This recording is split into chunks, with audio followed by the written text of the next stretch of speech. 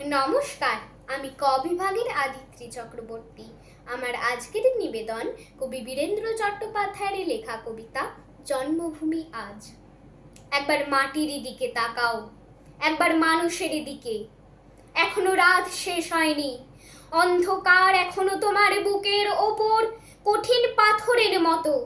তুমি নিঃশ্বাস নিতে পারছো না। মাথার ওপর একটা ভয়ঙ্কর কালো আকাশ এখনো বাঘের মতো থাবা উঁচিয়ে বসে আছে।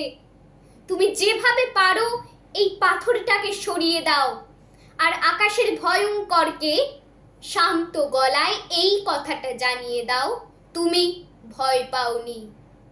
মাটি তো আগুনের মতো হবেই যদি তুমি ফসল ফলাতে না জানো, যদি তুমি বৃষ্টি আনার মন্ত্র ভুলে যাও। তোমার স্বদেশ তাহলে মরুভূমি।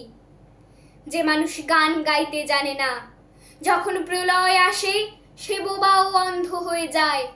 তুমি মাটির দিকে তাকাও, সে প্রতীক্ষা করছে। তুমি মানুষের হাত ধরো, সে কিছু বলতে চায়। নমস্কার।